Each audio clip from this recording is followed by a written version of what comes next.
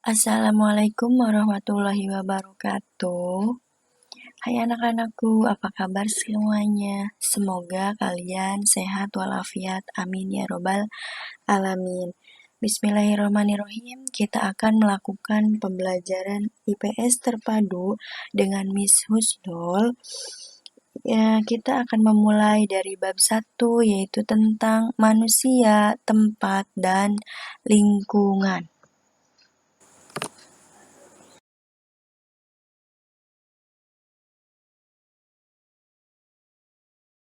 Sebelum kita memulai ke materi, kita harus mengetahui terlebih dahulu tujuan pembelajaran yang akan kita lakukan. Yang pertama, kalian bisa menjelaskan pengertian konsep ruang, pengertian interaksi antar ruang, kemudian menyebutkan contoh interaksi keruangan antar wilayah Indonesia, lalu menjelaskan faktor terjadinya interaksi antar ruang, menunjukkan komponen peta, menyebutkan letak Indonesia secara astronomis dan geografis, serta menjelaskan implikasi letak Indonesia terhadap berbagai aspek kehidupan. Baiklah, kita akan memulai dari ruang dan interaksi antar ruang. Sebelumnya, Miss ingin bertanya, apakah kalian sering menggunakan kata ruang atau kalian sering mengucapkan ruang? Kalian pernah tersadar tidak apa sih pengertian dari ruang itu? Bahkan kita sering menggunakan kata ruang, misalnya saja ruang tamu, ruang keluarga, ruang guru, ruang kelas, dan lain sebagainya. Nah, kalian pernah berpikir tidak apa sih ruang itu? Ruang itu untuk apa? Oke, kita akan mempelajarinya. Kita mulai dengan arti dari kata ruang tersebut.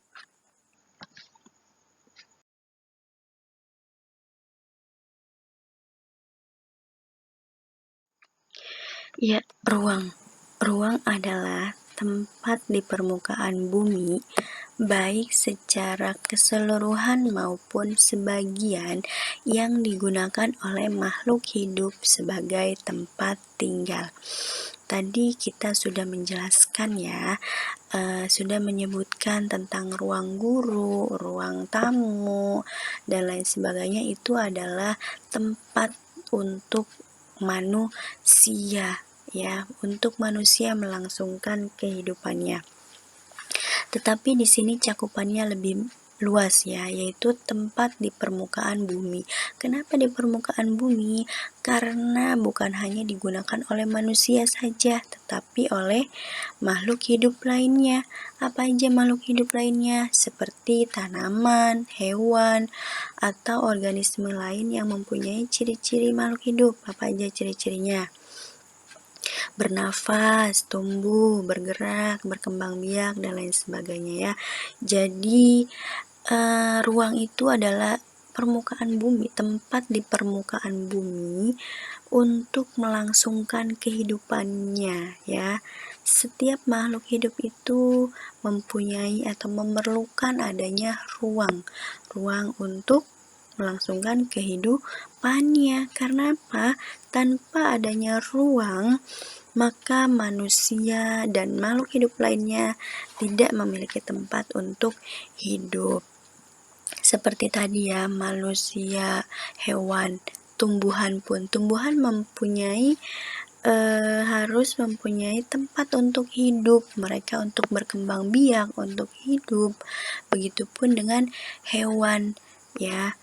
Nah, setiap ruang di permukaan bumi ini memiliki ciri khas tertentu yang berbeda antara satu wilayah lain dengan wilayah lainnya. Nah, perbedaan karakteristik ruang tersebut itu menyebabkan adanya interaksi antar satu ruang dengan lainnya. Karena setiap ruang membutuhkan ruang lainnya untuk memenuhi kebutuhan hidup maksudnya ya.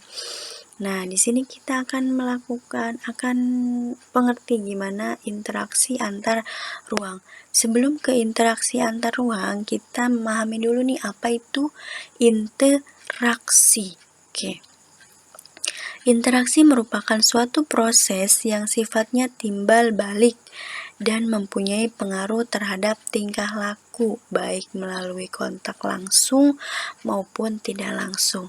Secara sederhananya interaksi itu contohnya adalah ketika kita berkomunikasi atau ngobrol dengan teman kita.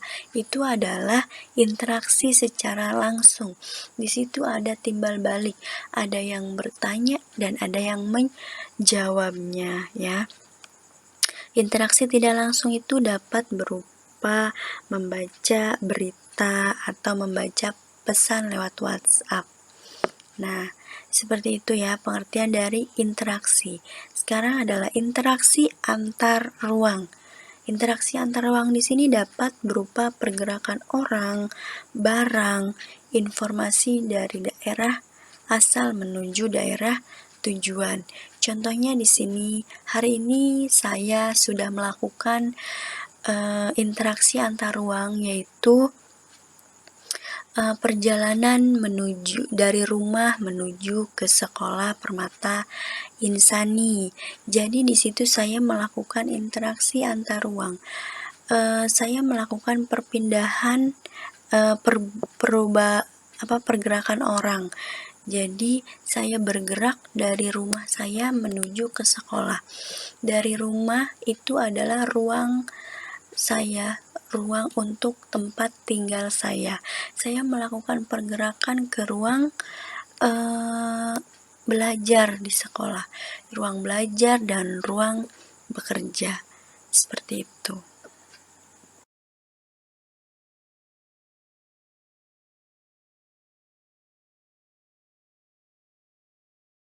Faktor-faktor yang mempengaruhi interaksi antar ruang. Yang pertama, saling melengkapi, kemudian kesempatan antara dan kemudahan transfer. Kita membahas yang pertama, saling melengkapi. Nah, kondisi saling melengkapi terjadi jika ada wilayah-wilayah yang berbeda komoditas yang dihasilkannya. Misalnya di sini wilayah A merupakan penghasil sayuran, sedangkan B merupakan penghasil ikan. Nah, maka wilayah A ini kan membutuhkan ikan untuk sebagai lauk pauknya, sedangkan wilayah B membutuhkan sayuran. Nah, jika masing-masing wilayah ini memiliki kelebihan, maka wilayah A melakukan interaksi dengan wilayah B berupa aktivitas perdagangan, yaitu jual beli agar satu sama lain bisa saling melengkapi. Yang kedua, kesempatan antara. Kesempatan antara merupakan suatu lokasi yang menawarkan alternatif lebih baik sebagai tempat asal maupun tempat tujuan. Nah, jika seseorang ingin membeli suatu produk yang sama, nah mereka memperhatikan faktor jarak dan biaya untuk memperoleh produk tersebut. Misalnya di sini si wilayah A itu kan kekurangan ikan. Nah, mereka itu mempunyai dua lokasi pilihan, option dua lokasi, yaitu di wilayah B dan di wilayah C. Di wilayah B itu jaraknya lebih jauh dan harganya lebih mahal. Sedangkan di wilayah C jaraknya lebih dekat dan ongkosnya pun lebih murah dan harganya pun lebih terjangkau. Nah, maka si orang-orang di wilayah ini akan memilih jalur alternatif, yaitu membeli ikan di wilayah C. Seperti itu. Kemudian yang ketiga adalah kemudahan transfer. Pengangkutan barang atau juga orang memerlukan biaya ya. Biaya untuk terjadinya interaksi tersebut harus lebih rendah dibandingkan dengan keuntungan yang diperoleh. Kalau misalkan terlalu tinggi, maka tidak akan terjadi interaksi antar ruang. Nah, kemudahan transfer dan biaya yang diperlukan juga sangat tergantung pada kesediaan infrastruktur, sarana dan prasarananya ya, yang menghubungkan daerah asal dengan daerah tujuannya. Jadi jalan yang rusak dan sulit itu sangat mempengaruhi. Misalnya, seseorang akan menjual sayurannya ke wilayah A, dari wilayah A ke wilayah B. Nah, namun jalan menuju wilayah B itu mengalami kerusakan sehingga tidak bisa dilalui. Akibatnya, orang tersebut tidak menjual sayuran ke wilayah B. Seperti itu. Selanjutnya kita akan membahas tentang letak dan luas Indonesia. Lokasi suatu tempat dapat dilihat pada sebuah peta. Kalian pasti sudah mengetahui ya apa itu peta. Ya, peta itu adalah gambaran permukaan bumi pada suatu bidang datar dan diperkecil dengan menggunakan skala.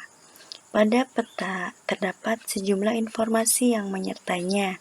Kalian harus mampu membaca peta agar dapat memperoleh berbagai informasi yang dibutuhkan. Sebuah peta terdiri atas beberapa komponen penyusunannya. Nah, komponen penyusunannya terdiri atas judul peta, skala peta, orientasi utara, simbol peta, garis astronomis atau garis koordinat, inset, legenda, serta sumber peta. Baiklah, kita akan membahas satu persatu komponen penyusunan peta. Yang pertama ada yang namanya judul peta. Nah, judul peta ini menunjukkan isi suatu peta. Sebagai contoh, di sini judul sebuah petanya adalah Peta Kepadatan Penduduk Indonesia tahun 2016. Maka isi dari peta tersebut adalah sebaran dari kepadatan penduduk di Indonesia pada tahun 2016 yang ditandai dengan berbagai warna tingkat kepadatan tersebut. Yang kedua ada skala peta. Skala peta ini menunjukkan perbandingan antara jarak di peta dengan jarak sesungguhnya di lapangan. Nah, contoh sebuah skala peta di sini adalah 1:20 juta. Ya. Nah, berarti objek yang jaraknya 1 cm di peta berbanding dengan 20 juta cm atau 200 km di lapangan. Nah, itu ya skala peta bisa dilihat. Skala peta ini ada beberapa jenisnya. Yang pertama itu skala angka. Nah, skala angka ini berupa perwujud perbandingan angka yang tadi ya, misalnya skala 1:20 juta.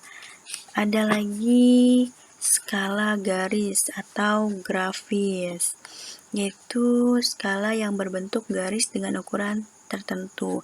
Nah, itu di bawah skala angka ada skala garisnya juga ya.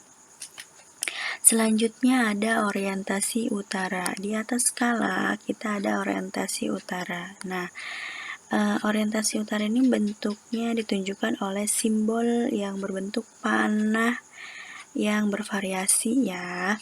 Di sini menunjukkan arah utara, timur laut, timur selatan, barat daya, barat laut. Jadi Ini lambang orientasinya ada di atas skala, bisa dilihat. Selanjutnya ada simbol peta. Di sini simbol peta itu adalah tanda khusus pada peta yang mewakili objek yang dipetakan. Simbol peta ini adalah untuk memudahkan pengguna peta dalam membaca dan memahami isi peta. Ada berbagai bentuk juga ya simbol peta. Yang pertama itu ada simbol titik. Beragam ya simbol titik itu, ada yang berupa lingkaran, ada yang titik, ada yang bujur sangkar, segitiga, dan lain sebagainya. Di peta ini kita menggunakan simbol titik, yaitu yang menyimbolkan ibu kota provinsi. Nah, selanjutnya ada simbol garis. Ini juga banyak beragam bentuk dan ukuran ketebalan garisnya. Kita di sini tidak menggunakan simbol garis. Selanjutnya ada juga simbol warna. Kita di sini menggunakan simbol warna ya, tergantung tingkat kepadatannya. Selanjutnya juga simbol area. Nah, objek yang digambarkan ini biasanya berupa ilustrasi dari objek yang ada di lapangan.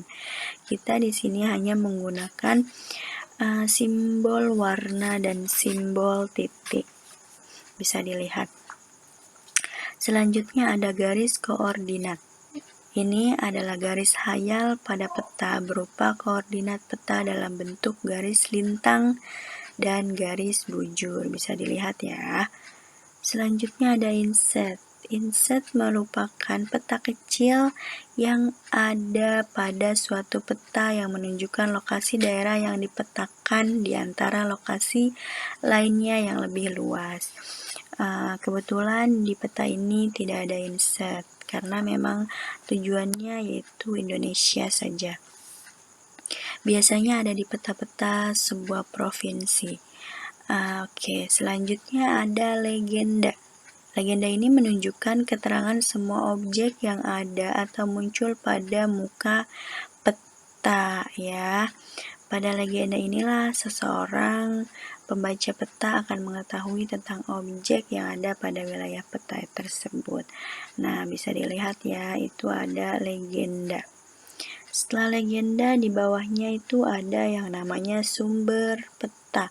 Sumber peta ini menunjukkan orang atau lembaga yang membuat peta tersebut agar sesuai kevalidannya. Letak suatu tempat di permukaan bumi tidak hanya sekedar menunjukkan posisinya di antara tempat lainnya. Letak suatu tempat menunjukkan pula karakteristik tempat tersebut. Nah, letak Indonesia bisa kita lihat dari posisi koordinatnya atau letak astronomisnya. Indonesia terletak antara 95 derajat bujur timur sampai dengan 141 bujur timur dan 6 derajat lintang utara sampai dengan 11 derajat lintang selatan. Karena letaknya tersebut, Indonesia termasuk ke dalam wilayah yang beriklim tropis ya, ditandai dengan arsiran merupakan wilayah tropis di Indonesia di dalam petanya. Kemudian bisa juga dilihat dari kenyataan di permukaan bumi atau secara geografis ya. Secara geografis, Indonesia berada di antara dua benua, yaitu benua Asia yang terletak di sebelah utara Indonesia dan benua Australia yang terletak di sebelah selatan Indonesia. Selain itu, Indonesia berada di antara dua samudra, yaitu Samudra Pasifik di sebelah timur dan Samudra Hindia di sebelah barat Indonesia. Nah, wilayah Indonesia juga berbatasan dengan sejumlah wilayah, baik wilayah negara maupun samudra. Selanjutnya, luas Indonesia. Menurut Badan Informasi Geospasial atau BIG menyebutkan wilayah Indonesia terdiri dari daratan seluas 1.922.570 km persegi dan perairan seluas 3.254.483 km persegi. Jika dibandingkan dengan wilayah lainnya, maka luas wilayah Indonesia, daratan maupun lautan, kurang lebih sama dengan Eropa, atau hampir sama dengan Amerika Serikat atau Australia. Nah, daratannya terdiri dari 13.466 pulau yang menjadikannya sebagai salah satu negara kepulauan terbesar di Indonesia. Itu pulau yang sudah ada namanya dan sudah dimiliki. Nah, banyak pulau membuat garis pantai juga sangat besar, yaitu 99.030 km.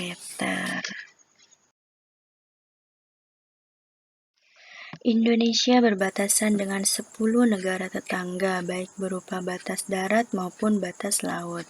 Indonesia berbatasan di darat dengan negara Malaysia, Papua Nugini, Timor Leste, sedangkan batas lautnya dengan negara India, Thailand, Malaysia, Singapura, Vietnam, Filipina, Palau, Papua Nugini, Australia, dan Timor Leste. Nah, batas Indonesia juga dapat dilihat dari posisinya ya, dari utara, selatan, barat, timur, yaitu di sebelah utara itu berbatasan dengan Malaysia, Singapura, Palau, Filipina, dan Laut Cina Selatan. Di sebelah selatan ada Timur Leste, Australia, dan Samudra Hindia. Di sebelah barat berbatasan dengan Samudra Hindia, dan di sebelah timur berbatasan dengan Papua Nugini dan Samudra Pasifik. Pengaruh posisi Indonesia terhadap kehidupan. Di sini letak geografis Indonesia sangat strategis ya, karena menjadi jalur lalu lintas perdagangan dunia antara negara-negara di Asia Timur dengan negara-negara di Eropa, Afrika, dan Timur Tengah, serta India. Nah, kapal-kapal dagang yang mengangkut berbagai komoditas dari Jepang, Cina, dan negara-negara lainnya melewati Indonesia menuju negara-negara tujuan di Eropa. Indonesia juga dilewati jalur perdagangan dari Asia ke arah Australia dan Selandia Baru, yaitu melalui Selat Malaka ya. Sudah terkenal sekali Selat Malaka sebagai jalur perdagangan atau jalur lalu lintas pelayaran dan perdagangan dunia. Nah, bangsa Indonesia telah lama menjalin interaksi sosial dengan bangsa lainnya karena menjadi jalur tersebut. Interaksi sosial melalui perdagangan tersebut selanjutnya menjadi jalan bagi masuknya berbagai agama ke Indonesia seperti Islam, Hindu, Buddha, Kristen, dan lainnya. Indonesia yang kaya akan sumber daya alam menjual berbagai komoditas atau hasil bumi seperti kayu cendana, lada, pala, cengkeh, dan hasil perkebunan lainnya ke negara-negara Eropa, Cina, dan negara lainnya. Selanjutnya, secara geologis Indonesia berada pada jalur pertemuan tiga lempeng, yaitu lempeng Eurasia, lempeng Pasifik, dan lempeng Hindia. Nah, posisi ini membuat Indonesia memiliki banyak gunung api. Keuntungan dari letak geologis seperti ini adalah beragamnya potensi sumber energi dan mineral. Selanjutnya yaitu secara astronomis. Tadi sudah kita bahas tentang letak astronomis, yaitu kita berada pada iklim tropis yang dimana ada pergantian musim kemarau dan penghujan. Di sini juga ada pembagian daerah di waktu ya. Jadi ada WIB, WITA, dan WIT.